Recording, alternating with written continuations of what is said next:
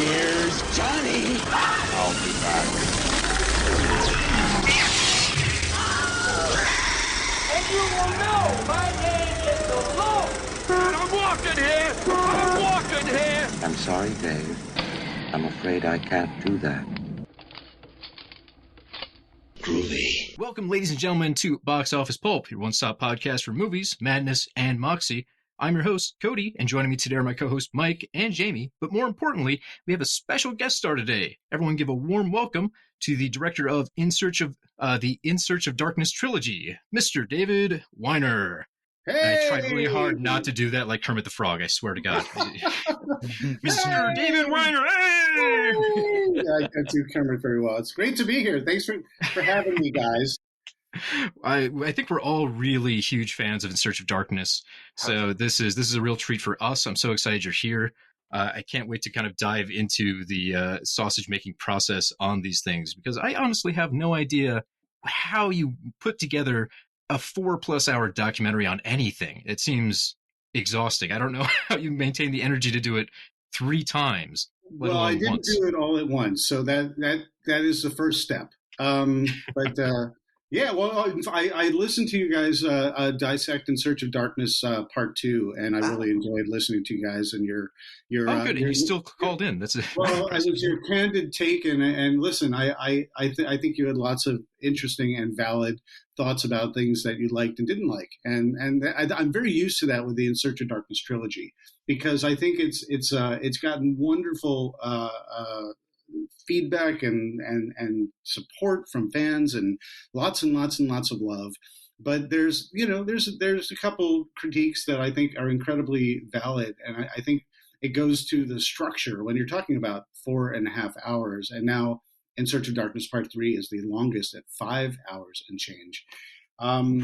It can be a bit of a frustrating structure because we're going from 1980 to 1989 with a bunch of movies that we cover, and then we've got larger context chapters in between, just to really sort of build a good sense of the history and the placement of these films within the zeitgeist of the decade. But it can also be a bit of a frustrating element if the movie that you want in the movie, in Search of Darkness, is not there.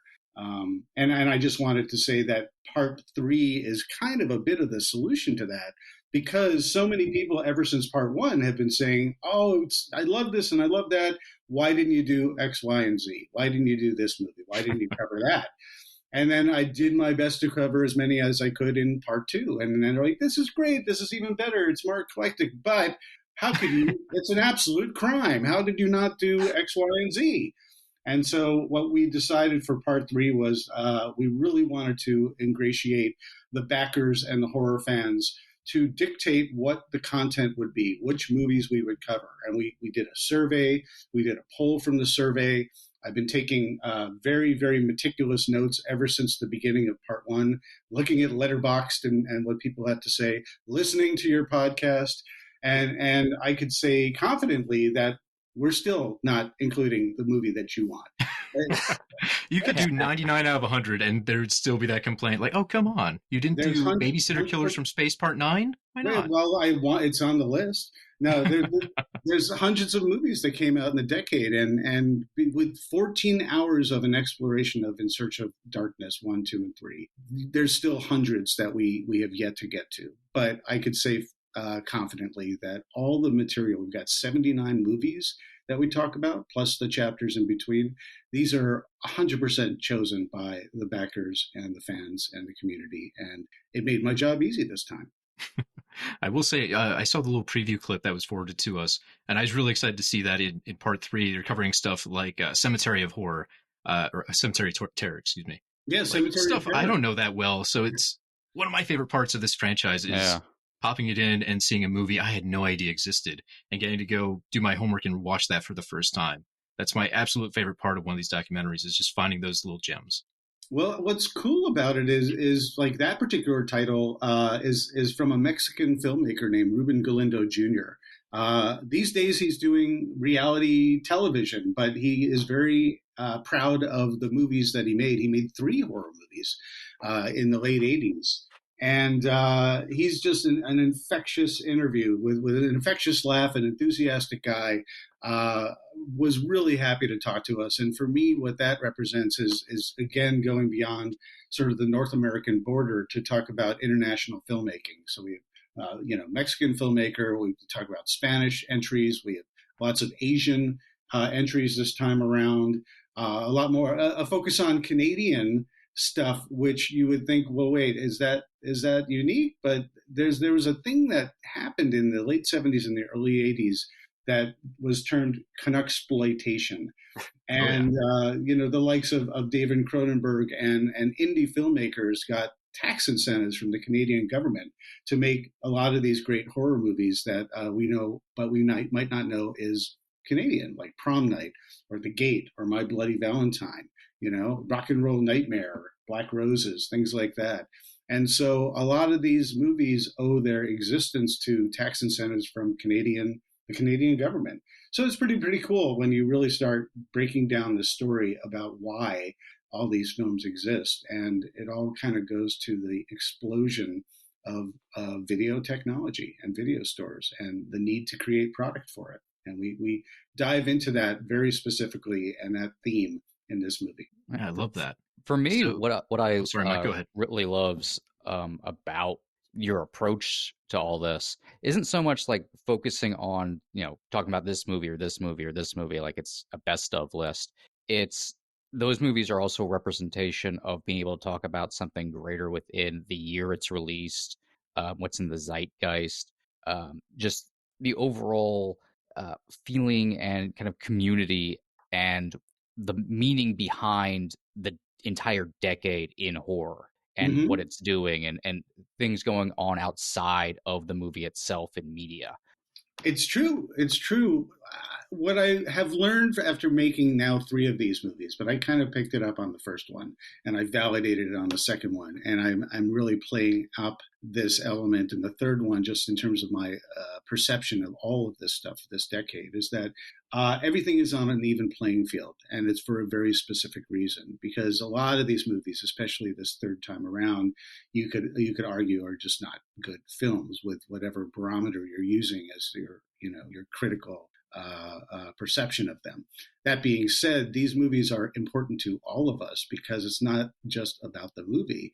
It's about what we were doing when we saw that movie. Who were we? What age were we? Where were we? Who were we with when we saw these movies? It's very, very important to get the context of why these are so important to us, and that the nostalgia, when we look back at this decade, has a lot to do with whether we saw it on cable, whether we saw it after a search through the video store, whether we saw it at the drive-in, whether our older brother snuck Faces of Death bootleg in the basement VCR, and we saw that, hopefully, changing our lives for the better or for the worse.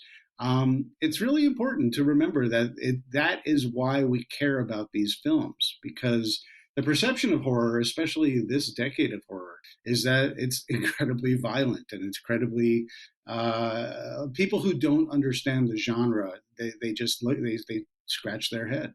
And there was a pushback, along with the Satanic Panic. This sort of became a pariah decade of horror films were sort of the tool of the devil and just way too available to young kids because of VCRs, and there was a lot of concern about the psychological impact.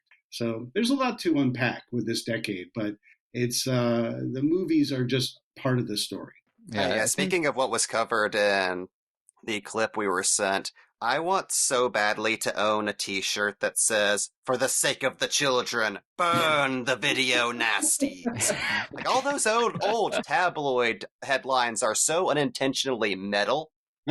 Very much so. Very much so. The video nasties in the UK, the Satanic Panic here. Satanic Panic is a more specific thing, but it's kind of become a general term in terms of the horror being caught up in the extreme reaction to what started out, everything from Rosemary's Baby and The Exorcist and The Omen, where people thought that people were lining up to be in Satan's service. And so the evangelical right really wanted to push back against that, but they got caught up with politics and this quote unquote moral majority. So it's a big story there. But a lot of people, especially across the pond in the UK with the video nasties, they were even more extreme than we were in the United States, where if people had, for example, like Cannibal Holocaust, people thought that that was a snuff film and they could get arrested for that. And it wasn't until people really started paying attention beyond the cacophony about this stuff that it was just a tempest in a teapot, a very vocal minority, and that people can handle this stuff. But it was banned for quite some time. Now, speaking of the Satanic Panic, I find it a little fascinating that we've returned to it as a subject pretty recently. Something like Stranger Things season 4 really bases a lot of its themes around literally depicting Satanic Panic. Right. It makes it feel like all this stuff is kind of eventual. It's going to come back around, and yeah. Stranger Things wonderfully capitalizes on that. And I mean, I am of the age. I was born in '68, so I was a '70s kid and an '80s teen, and I was playing D&D and loving it, and I was not worshiping the devil at the same time, and I was not like roaming catacombs, fantasizing about killing people, or even orcs in real life. I just didn't believe that. But yeah, during that, so in Stranger Things, they really demonize this Dungeons and Dragons club, the Hellfire Club. By saying, well, these guys are Satan worshipers, because they're tying it into Murders in the Town, right. For those who haven't seen it. And so I'm simplifying it really, but ultimately, I mean, I remember at the time, there was this movie called Mazes and Monsters. Yeah. Mazes and Monsters. It's an early, maybe one of the first Tom Hanks starring roles that he ever got. And it was a TV movie, and I remember watching it because I'm like, cool, I'm going to see some Dungeons and Dragons in action. And what I really saw was like a Hallmark TV special about, don't play D&D, it's bad, like drugs. So I was a bit befuddled because my friends and I were doing the opposite. We were not taking drugs; we were role playing fantasy. So again, it's this silly overreaction and this cacophony where the squeaky wheel gets the most attention. But I think for the most part, we're rational about this kind of stuff. But then again, in the same breath, a week ago we had some woman freaking out because she thought your kids were watching Disney Plus and Hocus Pocus 2 was on television, and she believed that the witches there were going to eat their children, and witchcraft was coming through the television. And moms and dads, you got to watch what your kids are watching, because they're going to be transformed into Satan worshipers. It never goes away. It just transforms and gets more and more insidious, and those people never change. People need to read more, open their minds more, and learn how to differentiate between fantasy, fiction, and read. But that's just me. It would be a dream if we could get that happening. At the very least, I'd like to go back in time, convince people it should be okay if my high school had a Halloween dance because it wasn't satanic. Right? Well, see, it's like Footloose, It's like we're one step away from some town where Hocus Pocus is banned because it's witchcraft. I mean, it's just absolutely ludicrous and silly, and we can laugh at it to a certain extent, absolutely. But when books are being banned left and right, and we're 2 steps away from Fahrenheit 451, you gotta pay attention, and you gotta be vocal about this, and you gotta battle this kind of stuff. Otherwise, if you are silent, you're helping the people who are pushing against this stuff for no reason other than their own personal agenda. And that's it for the politics portion of Well, I was about to say, I'd like to circle back a little bit just on the length of each one of these individual documentaries. Sure. How do you go about editing one of these to maintain a sense of energy and flow between so many different segments and such a large time span and such a large runtime? Well, it comes down to a tremendous amount of organizational work ahead of time. And you have to have a great an incredibly great editor like Samuel Way, who's worked on all three of these and did In Search of Tomorrow, the 80s sci-fi doc I did as well. You just have the intrinsic understanding of how to keep things moving. But fundamentally, you start with this mountain of movies and how it all fits into the story and chapters in between and how it's relevant to illuminating why these movies were important. But it also comes down to who you're interviewing, who you get, who's available to talk about these films, who worked on these films, or in front of the camera or behind the camera, or are experts on the subject matter, or just enthusiastic, well-known fans. But it comes down to how do you put a conversation together where you can get some information, you can get some sort of insight into the making of the film or its impact, or just why it might be kind of hard to come by these days, or what's so important about it. But I can really take you down the rabbit hole of the process, but it's all outlined first, and we line up our cast, and we have very long, extended interviews talking about not only their particular projects that were huge in the 80s or that they worked on in the 80s, but their appreciation for other films and filmmakers of the era. And what I do with all of that stuff is then I start scripting this literally top to bottom, where in terms of the very specifics of it is you take an interview and you put it in a program where it just transcribes the entire thing. And what I could do is say we're talking about, you pick a movie, pick a favorite movie that you've had in these last two films at least, whatever it be. Christine. Anytime I type in Christine, anyone who has talked about that immediately pops up, and I can see. And listen, if I didn't have this, it would take that much longer to really go through all this footage. But what I do is I go through all these interviews and I say, this is relevant, this is relevant, this is good. String these bytes together in a progression where there's no redundancy and the story is progressing, and all these little bullet points that I really want to hit in a 3 and 4 minute piece about a particular film help best tell the story about this film and celebrate it, or reminisce, or inform.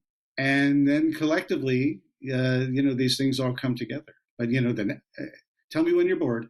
Well, the next thing. Oh no, I'm loving this. This is fantastic. Oh okay. yeah, this is fascinating. Okay, Yeah. and the next thing we do is so I'll do that, and Sam will, I've got all the time codes there. Sam will pull all this footage and string it together, and then I will watch it and I'll say, okay, this is coherent. Oh, this particular bite, the inflection is wrong. It feels like it's not part of the flow of the conversation, or this is extraneous, or oh, we really need to add one more thing to really sort of flesh this out completely. And once I'm satisfied with that bare bones of a film segment, then we go ahead and we start putting all the clips together. Whether it's they allude to another film or a movie poster, or if they name check someone, do we put a poster and zero in on the name on the poster? Do we show their credit in the film? When they talk about a moment in the film, which is the best part to show that? And that's kind of how you piece it together. I mean, that's the basic. There's so much more, but you find yourself, it's just a very long process, but you find yourself putting them all together, and you still have to come back, because when everything's together, sometimes you feel like you don't have enough time later. There's almost a mathematical approach to this in terms of I can fit in so many films and so many chapters with so much time, and I got to keep to that. And literally before I do any of them, I have to say, well, each year can only have X amount of films. And if they have more films, then I've got to lose some films on the other years. And I have to take into account that, guess what? From 1986 to 1989, there were twice as many to choose from, because that's when the decade really got hopping. And so I got to make painful decisions about what can't go, just because even if I have two of the greatest films in there, something's got to give. Otherwise, it's a completely uneven structure. And so I'm always at odds with the flow and the structure and the content, and keeping things moving and keeping things informative and keeping things fun and entertaining and interesting and watchable. And that's kind of the nutshell, even though it was a long answer. No, How that do was you, Fantastic. fascinating. yeah, how do you go about choosing like a lot of the subtopics between movies in Yeah, that's there? what I was Like, gonna ask. Like those interstitials are some of the most fascinating stuff. yeah, That is something that sometimes have been suggested by backers, and I say, "Ooh, that's a good one," because they're like, "Oh, you should, dive into the video nasties. I'd like to see more of that," or whatever. I think is relevant. Sometimes we just touch on these things. Sometimes we do a whole chapter to it. Um, but the first In Search of Darkness, I think some of the real basic things were very important. They seem basic now, but they were, very pertinent to the discussion, especially the first time around. The history of horror, the perception of the final girl and heroes and heroines, music scores, the visual effects and the special effects as practical effects are absolutely required.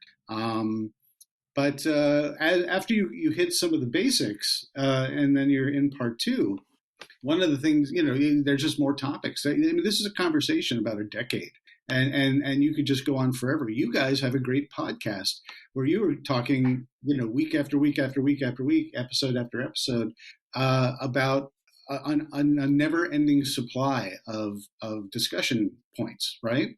And so I think you guys might be interested in these one-on-ones, right? Robert Englund on Robert Englund, Nancy Allen on Nancy Allen. That kind of was born in the second In Search of Darkness, out of the availability. So the first time around, we were and we've been each and every time, just a crowd-funded documentary. And so we have, a limited budget, and we have limited time to get as much done, especially, believe it or not, when you're doing, a 4.5 hour movie and you want to turn that around in a year, you got to draw a line with how many people can be in the film. And people always say, is there anyone that you haven't gotten? My answer is everybody. But sometimes you just can't get everyone you want based on availability, scheduling, or whatnot. But part two, we were able to get some people that we weren't able to get the first time around. And so I thought to myself, well, I've got Nancy Allen, I've got Robert Englund, for example, and I already covered a couple Elm Streets in the first one. I already covered Dress to Kill in the first one. But it's a crime to have these folks and not have them talk about this stuff. Or if I do have 100% them, agreed. If you got Nancy Allen, you got to use Nancy Allen. Yeah, well, and also I can't do the segment over again, except this time they're in it this time. So that was a bit of a conundrum. But I kind of thought if I have them singled out talking about their career and have a career retrospective, I could integrate this material and it makes sense. And I think no one has complained yet. if you're They better not. revisiting a song, maybe that's a Freudian slip. If you're revisiting a film, from the first one or the second one. Going off of that, for the most part, do you find yourself having to coach the people you're interviewing into specific subjects a lot, or do you mostly find like those that they tend to go into that territory by themselves? Well, we sit down. Robert Englund, I sat down with 3 hours for 3 hours, and he loves to talk and he loves to spin a great tale. And so I have a very, very specific set of notes where I know exactly what I want to cover in each and every film he's done. And I also want him to be talking about some other films that he's seen or appreciates, or filmmakers, or, Italian horror, that kind of stuff. So we touch on all these things. There are certain points where the coaching comes from like name checking. A lot of times I'll have them re-say something. If they'll say, well, yeah, when I was working with Jim, I'm like, could you say, or, I was working with John, I'll say, please say John Carpenter, Jim would be like, James Cameron, that kind of stuff like that. Right. Because sometimes for context, you need to sort of do it. Or they say, well, that was my favorite, project I worked on. Like, can you name check that project again, just for this particular bite, so I can make sure that I've got it. but I don't really coach them. I mean, sometimes we try and make it a very comfortable environment. These people are sitting down very exclusively for us, and that's an absolute gift.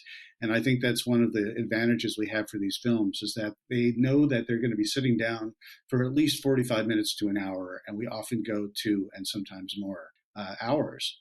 And so they get very comfortable when they realize that they get to talk about more than just their projects.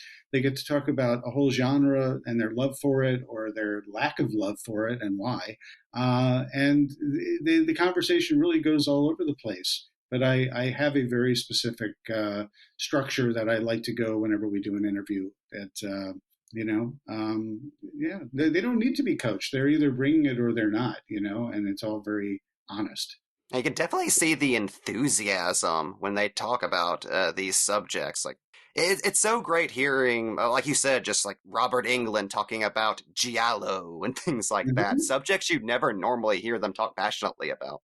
And that's something that they really respond to. The enthusiasm is absolutely genuine because, again, they've chosen to sit and talk with me, and based on that, it's not like they're at a junket, or a red carpet, or a convention where they're looking at their watch because they got to move on to the next person to talk to.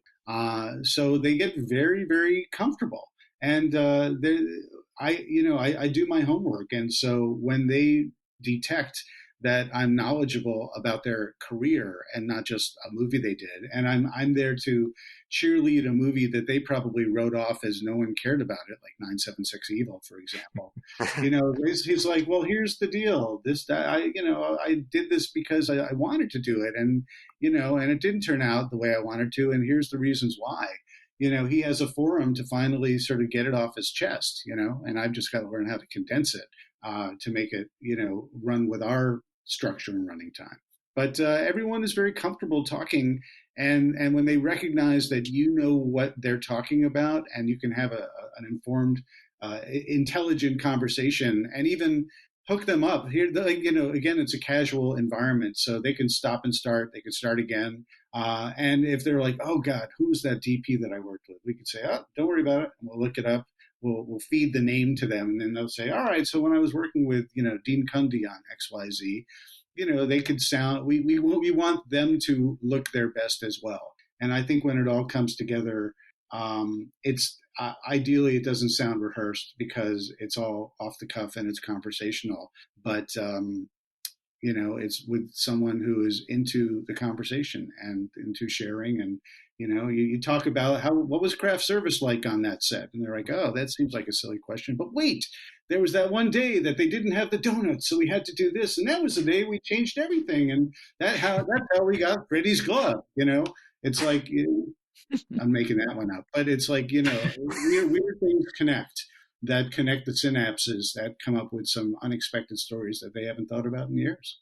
It's surprisingly rare in documentaries that artists are allowed to talk about the art they like. I always go back to Stan Lee's Mutants, Monsters, and Marvels, which is just a sit-down documentary interview with Kevin Smith talking to Stan. And it's the only instance really where Stan's talked to like he's a writer who enjoys writing and fiction and literature and isn't just asked, so what was it like creating Spider-Man? And as for a lot of these directors and writers and actors, they don't really get to, they just get the standard stock questions. They don't actually get to talk about the things they like about their career and the art form they actually have chosen to work their entire life in. It's true. It's true. I mean, and that's a very important point that you're making there. The conversation is much easier when they don't have to go into autopilot mode because they've talked about Elm Street 5,000 times. Now that stuff is important because that's a very crucial element of what we are covering. But when you get beyond that, I first of all, I never start with that stuff. I always do icebreakers and talk about the movie that you first saw that inspired you. That when what was the first horror film that you saw that made a real impact on you? Why did it make an impact? Did that affect your trajectory or an appreciation of the genre? We'll talk about all sorts of other elements of things before we even half hour, 45 minutes before we get to the movies that they want to talk about, or that they've worked on. But, sometimes they want to talk about it and they get to it ahead of time. They start integrating that stuff in the first, 10 or 15 minutes or less. But, you sort of follow the course of conversation. Going back to food again, I mean, it's like literally they're talking always about their films. And so when you ask about how do you like your coffee, people will perk up because they don't get asked that question. And it does connect with love of other things and passions and hobbies and books and artists and craft that motivates them on a daily basis. And when they get to talk about that stuff, you get great conversations that you can apply to this, And it's like one of my favorite things about any Mark Hamill interview is the fact that he really would rather not talk about Star Wars that much, but he really wants to talk to you about Silver and Golden Age comic books. Yeah, he's the ultimate geek. The first time I ever interviewed Mark Hamill, I've been lucky to interview him several times. And the first time I sat with him was for a movie called Sushi Girl that he. Oh yeah. And I highly recommend Sushi Girl for anyone who's never seen it. But we were talking about Sushi Girl I had a half an hour with him, and we were talking this is when I was with Entertainment Tonight. And we were talking for 20 minutes about it or so. And I said, well, with the time I have left, if you don't mind, I'd love to ask you about a little movie that you did in the late 70s. And he's like, oh, sure, no problem. Ask away. And I said, okay, so Corvette Summer, tell me everything. And he's like, oh my God, yes, and he just got so excited about Corvette Summer and told me all about it. And then I said, yeah, mind if I ask a Star Wars question or two? And he laughed, and we got that too. So you got to know how to talk to someone who's tired of talking about the same thing and is desperate to talk about other things because they love to talk about this stuff. And Mark Hamill is just the ultimate geek and fan of movies and comic books. And when I was working for Famous Monsters, he was talking about how King Kong was his Star Wars. That inspired him. And he would paint Aurora models, and he was a total monster kid. And, Famous Monsters magazine was a magazine that really put him on his career path because it told him that he could have a career in entertainment. That existed. He reads this as a kid and he's like, wait, you could be a makeup artist, you could be a filmmaker, you could be an actor. This is something that people do. It's not just the movies that we go to. So it's real fun being able to get to the real nitty gritty of what makes someone tick. What so many I think interviews miss out on by not asking those kind of questions is that stuff informs the thing that they're known for. Talking to Mark Hamill about Silver Age comic books or old movies that he loves actually informs how he takes playing Luke Skywalker. Mm-hmm. Like it all informed. Like John Carpenter's in the news today because he was talking about how he wants to make a Dead Space movie, and actually asking John Carpenter, like, how does playing a horror game make you feel? How does it inspire you in some way? Absolutely, yeah. I mean, these are fundamentally, these are human beings, and that sounds obvious, but I think people kind of forget it because these are icons, these are legends in the industry and of the genre. But what gives me absolute joy in meeting my heroes is finding out that they're just normal human beings who love to have a good conversation and have a good laugh at certain things and a sense of humor about of their own work, and just enjoy talking about film and talking about art and talking about things that move them. And when you remember that, when you talk about these things with all of these folks, whether it's in my interviews for In Search of Darkness or Tomorrow, or whatever the publication is, and whatever the reason to talk about that, their projects, that makes all the difference when you're having a conversation and they recognize that you're there to chit chat about life, the universe, and everything. People are very responsive to that. So one thing I noticed when I was reading Heather Wixon's first volume of Monsters, Makeup, and Effects was that every person she talked to essentially was inspired by the same movie. It was the Planet of the Apes. They all saw that and they wanted to do that process. Mm-hmm. Do you notice those kind of patterns when you're doing these interviews, like without guiding them or anything, that just naturally all kind of focus on maybe the same milestone or something that inspired them to do Oh, absolutely. films? People look to certain films. Every film in that, especially in the '80s, it stands on the shoulders of the greatness of the films that came before them. So whether it's a Ray Harryhausen stop motion adventure, or King Kong, or Dick Smith's effects, on The Exorcist. Uh, People look to this stuff as it gives them the permission to say, I could do that, or I want to do that. And that helps them on their way. And so whether it's sci-fi in 2001 or horror with any number of films, and it's harder without going back to the Universal monsters to actually identify a particular film that's motivated them. But everyone does go to the crafts, whether it's Steven Spielberg movies or whether it's Howard Hawks movies. John Carpenter's a huge Howard Hawks fan, and will drop that name at any point that he can. And I think he's patterned his filmmaking primarily off of that inspiration.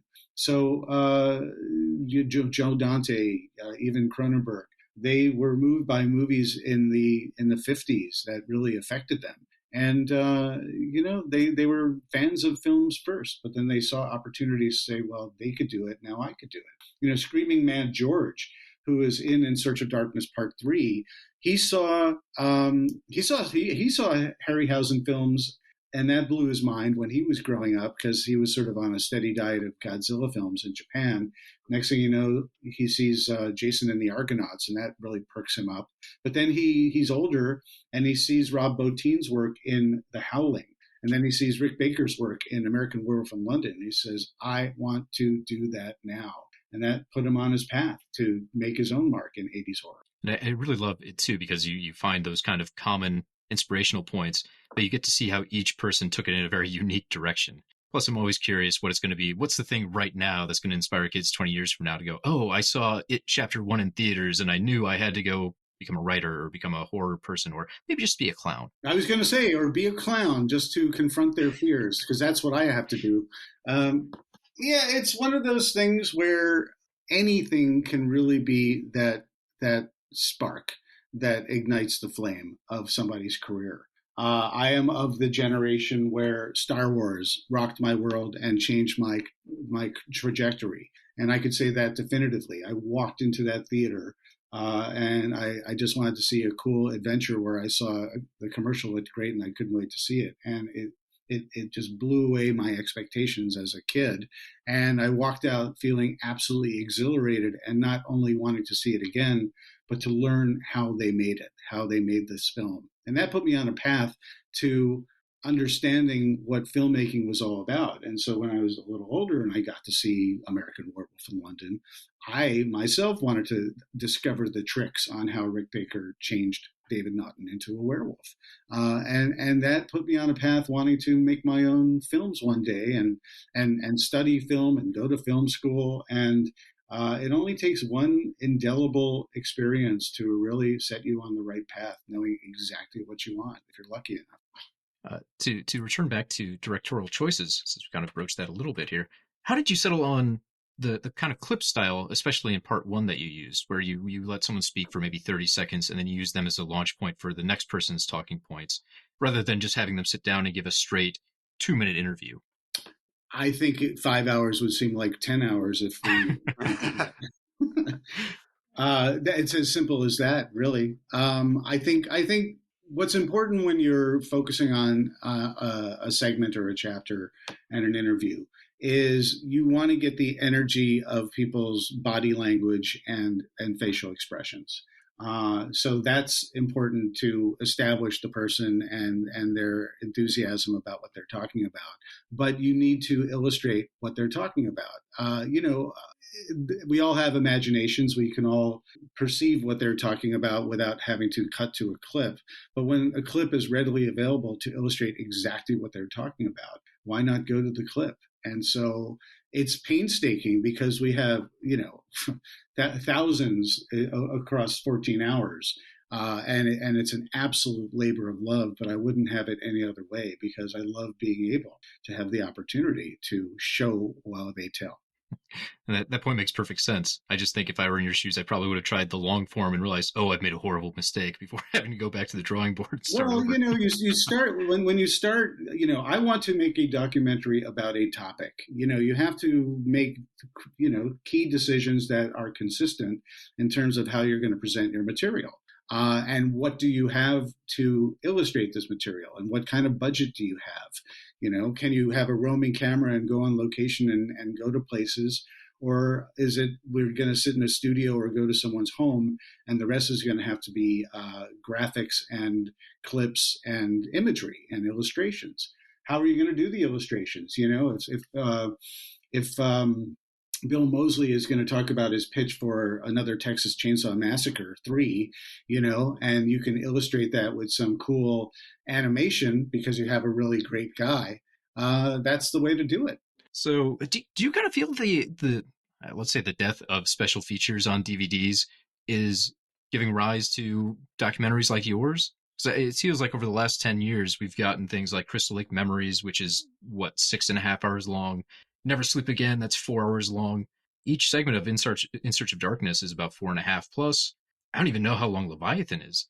People are really hungry for these, but it seems like there's not really an avenue to get that information to the same level. Yeah, absolutely. Well, the two you specifically mentioned, Crystal Lake Memories and Never Sleep Again, were the barometer I was looking at to see, do people want to sit through a 4+ hour movie?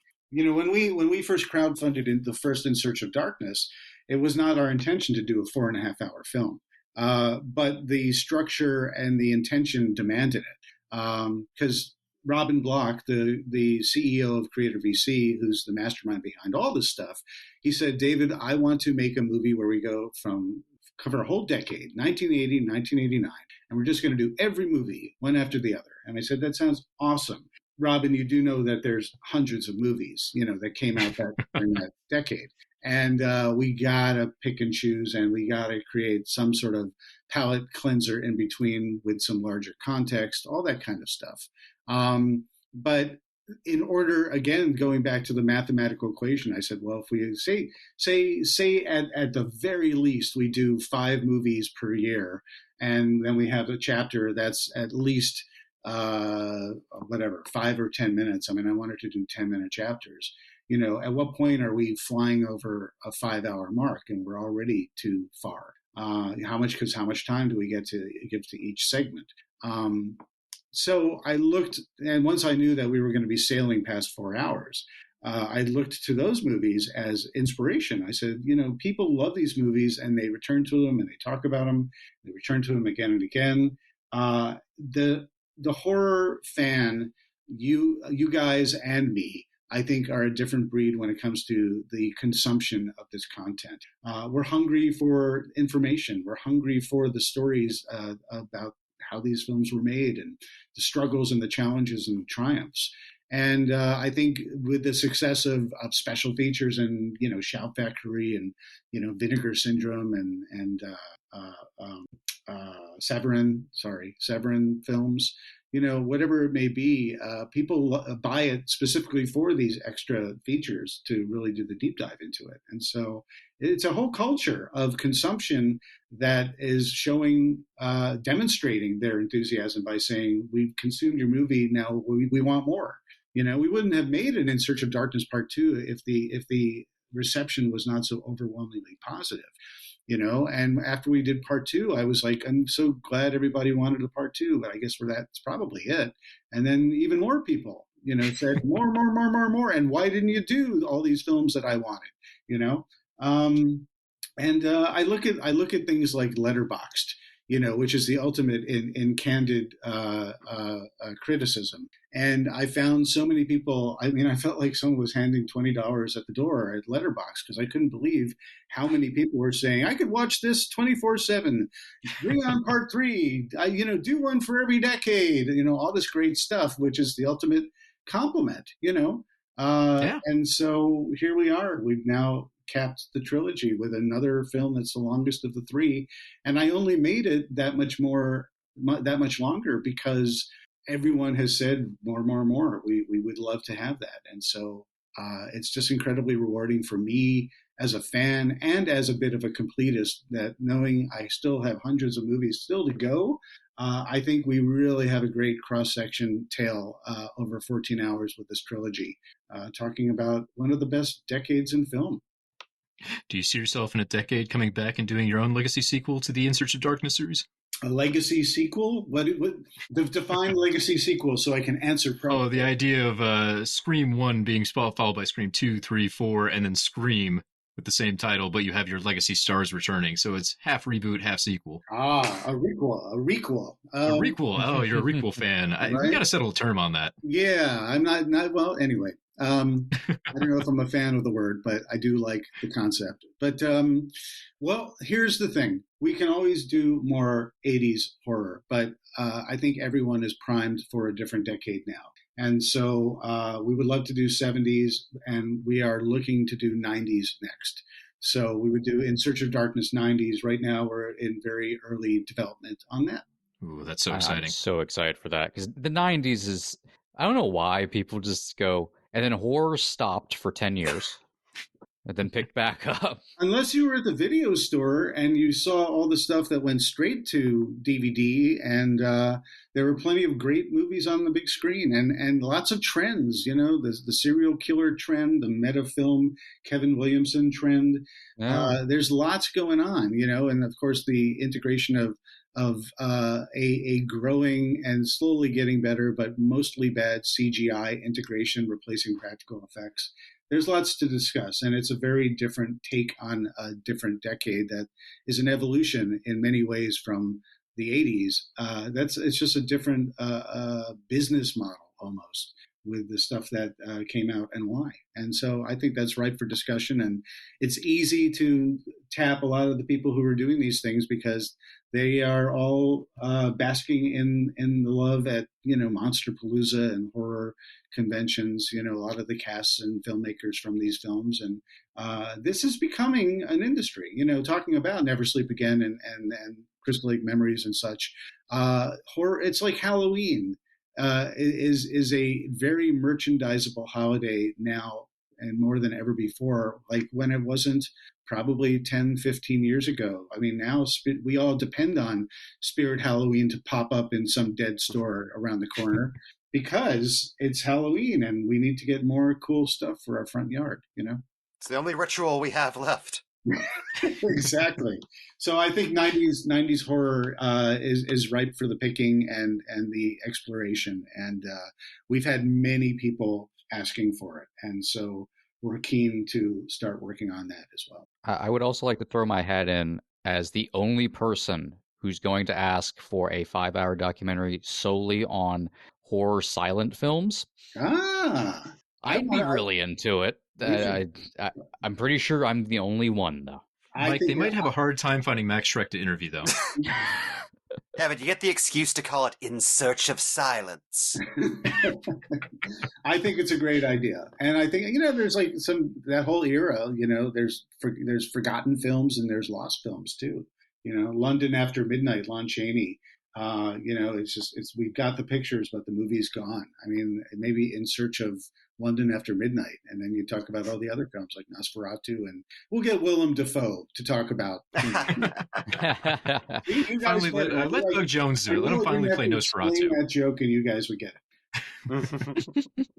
Well, I think we're running fairly close to time here. If I can get one more question in, and this is going to shy away from 1.5, if not 3. I'm happy. I'm enjoying chatting with you guys. Boy. So whatever you guys want to talk about. Well, I can talk all day if you let me, and that's a mistake. But I wanted to ask, because you won a Rondo for interviewing Mel Brooks. And I saw Mel Brooks, when he was 90 years old, do a Q&A. And he just shooed away the mediator at one point and just took it over as a one-man show. Yeah. How do you interview someone as forceful and as iconic as Mel Brooks? Mel Brooks, I spoke to him I've spoken to him twice for a Young Frankenstein. And the first time I spoke with him, he had a box set from Shout Factory that was like a retrospective on a lot of his, TV and radio appearances and so on and so forth. And Each time that I've spoken to him, we had scheduled maybe 20 minutes, and we went about 45 minutes. And each time we speak, he interviews me for the first 5 minutes because he wants to know who he's talking to, and he likes to get to know the person he's talking with. And he's a force of nature, and he's got the energy of a guy 20, 30, 40 years younger than the late 80s and now in the 90s that I spoke with him. He's amazing. He's like a machine. He stood up and he danced and he sang, and he just turned 90. I couldn't believe it. That's how he is staying timeless. I mean, he's just effervescent. He's wonderful. And he's just super cool. He told me some great stories about, I think one of my favorite stories talking with him about the making of Young Frankenstein is that, Gene Wilder was a very creative force in that film. He wasn't just a hired actor. They were collaborative on this. And Gene Wilder was incredibly keen on doing something that was not scripted. And that was the putting on the Ritz scene. And Mel Brooks thought this is too far. This is a bridge too far for Young Frankenstein. It's ridiculous. I don't want to do it. We're not going to shoot it. And Gene Wilder fought for that scene, so much so that Mel Brooks said, "I'm right, you're wrong, but I will give you the benefit of the doubt. We'll shoot it, and I know people will laugh it out of the theater, and it's probably going to ruin my film, but we'll do it. We'll see how it works in the edit." And he said, "I was wrong, and I'm so glad that I was wrong." And we all know that it's like practically the best thing about an already great film all around. So, putting on the Ritz! It's just Oh man, my parents introduced me to that movie before I saw most of the Universal monsters, besides the Creature from Black Lagoon. And it's funny because I had to reverse engineer my interest in the old monster movies because I love that one so much. I had to find the rest. Well, and that's the genius of that film is that it's a comedy and it's a parody, but it's also done in a very straightforward style of the same types of films that it's essentially a remake. It's so close. It could be Son of Frankenstein. It feels so similar. Yeah, I mean it's Son of Frankenstein with jokes in it, basically. Well, Brooks's relationship to horror has always been interesting. Like, he was one of the key producers on The Fly as well, right? The Fly and The Elephant Man. But he hides his name because Brooks Films is in there somewhere, and I'm sure his credit appears, obviously, but he doesn't sell it as his own because he's smart, he's savvy, and he knows that his name is synonymous with comedy. And these are serious films. And so, yeah, that's kind of where he went with that. I was going to say that Abbott and Costello Meet Frankenstein is kind of in hand in hand another gateway horror film. That to me, I was a total monster kid growing up. I loved that stuff so much. All the Universal horror films, but I watched the Hammer horror films. I watched, Roger Corman silliness, Incredible Shrinking Man, what have you. All those films meant so much to me. And I remember the first time I saw Abbott and Costello Meet Frankenstein as a kid and realizing that it was all the monsters that I loved in one film, and it was the original Universal ones. I didn't realize that Karloff wasn't even in it. I didn't know it was Glenn Strange. So, and that's the one that if there's going to be one that's someone else, that's the one that you could best hide in the makeup. But that to me is an annual required viewing for our family. We laugh at the same jokes each and every time, genuinely, like we've never seen it before. And boy, if you haven't seen that, I highly recommend it. It just is it's just so fun. We actually did a commentary for that, 2 years ago? Yeah. Hey, get that self-promotion out of here. Yeah, it's all right. It's all right. If not you, if not you, who? But I still find myself laughing like an idiot every time they get to the Bela Lugosi opening the coffin and the candle slides down. Personally, I'm just McDougal's, wax museum. Oh no, McDougal's House of Horrors. But yeah, it's a horror house. McDougal's such an asshole. Really? Come on. Oh man. That one's perfect too, because you can throw that on a Svengoolie, but you really don't have to make fun of it. Like, it's still entertaining. It's a little bit of everything. It scared me as a kid. I can laugh at it as a kid. I can do the same as an adult. It's a tight running time too. It's just ideal. Oh, yeah. It's absolutely ideal. But yes, spooky season. I love going back to so many films that really just I love and inspired me. I'm always trying to see new things because I've seen plenty, but there's plenty I haven't seen. But there are favorites I'm always going back to, and that's one of them. I also go back to Village of the Damned for some reason. I'm always coming back to the '60s Village of the Damned, not the Carpenter. But for some reason that spooks me out and puts me in the right frame of mind for the holidays.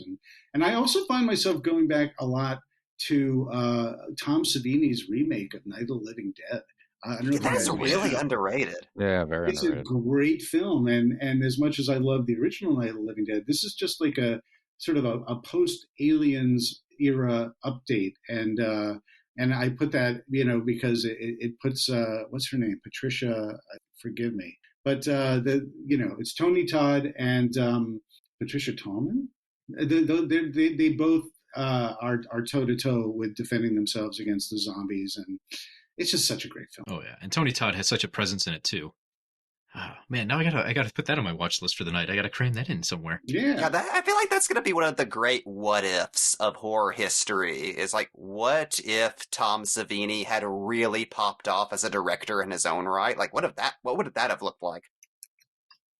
We got one episode of Tales from the Dark Side didn't we? With like the daughter creature monster. I think I just did a twist, but yeah, he's got the one with the little gremlin creature. That's like the best image in the entire series.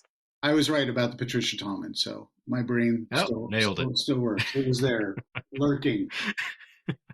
Out of curiosity, do you prefer Romero's kind of minimal version of the zombie, or do you prefer the Savini very realistic cadaver?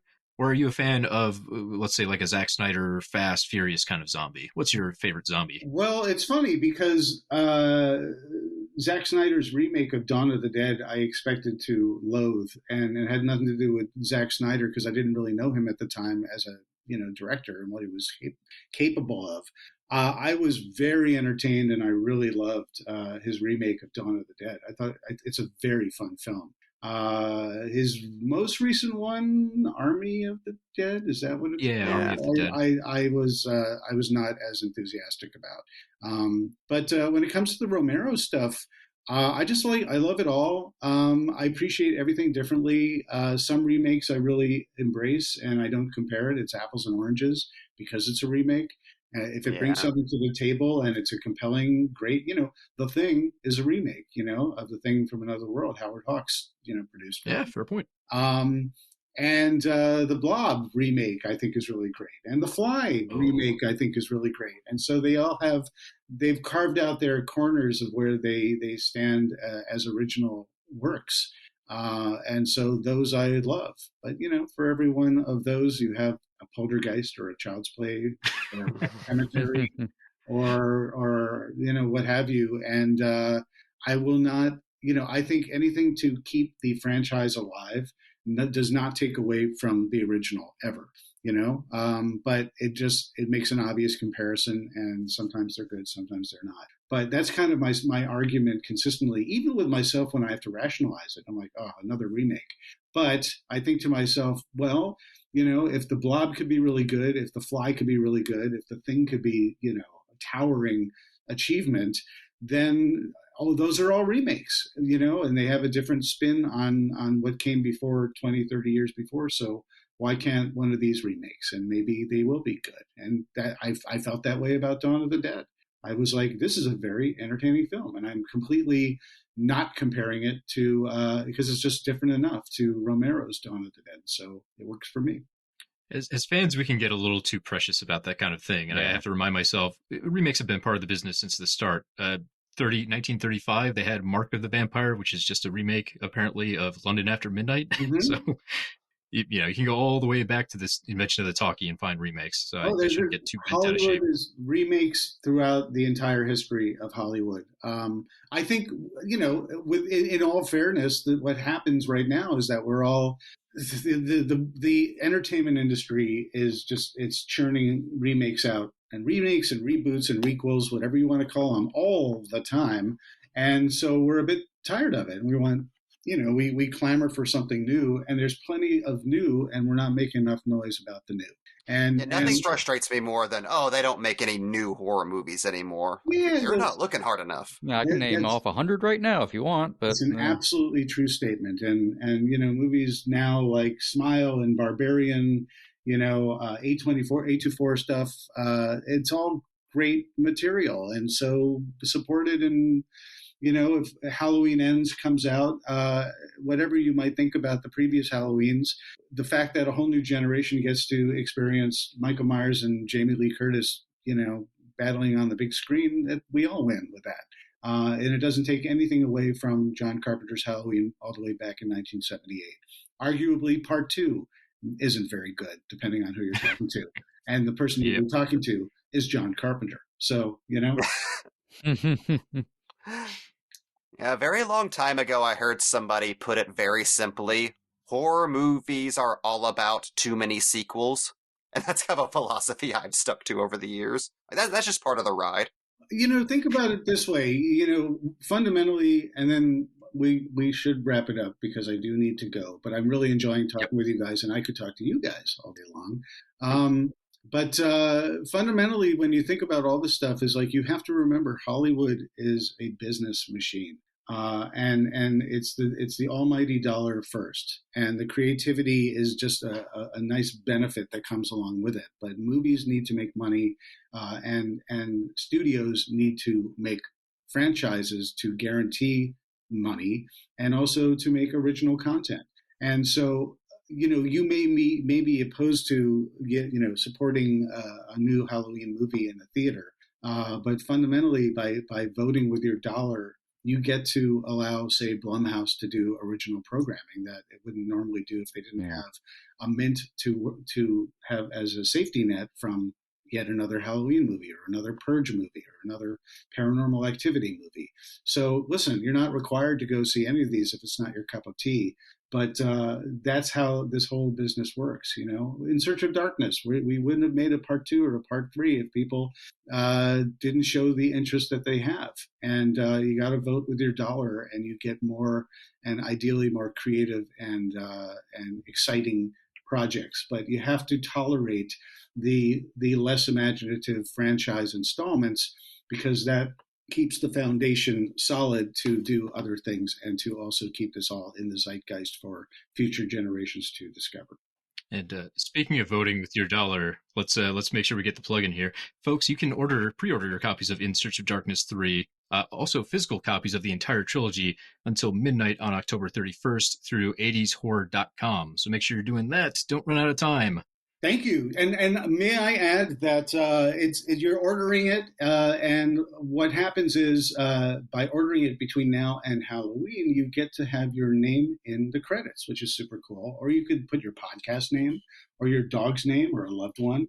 Another cool thing that we're doing is that because this really is kind of community-driven content, especially in this part 3 with all the 79 movies that we cover.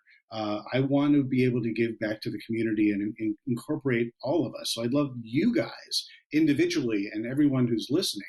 You can record your own video testimonial about how much you love 80s horror, an 80s film or filmmaker, or even how much you love the In Search of Darkness franchise and what it meant to you in terms of your perception of 80s horror.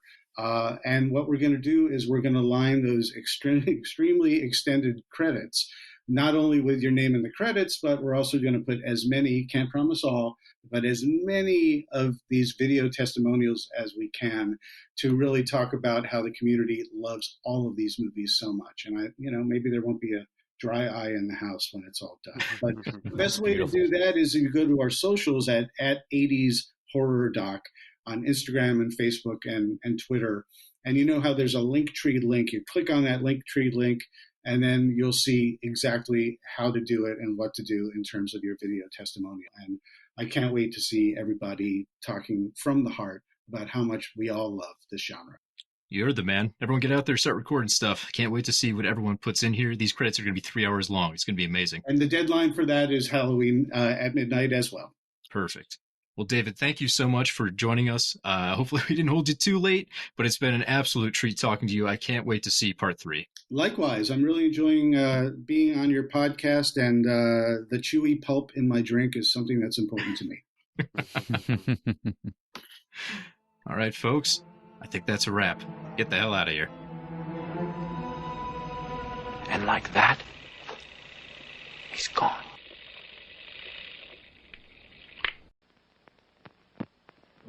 This is Box Office Pulp Guy, and this has been a Pulp Podcast production. Now please, please, please, put a gun in my mouth and pull the trigger and say goodnight. And now, on with the show.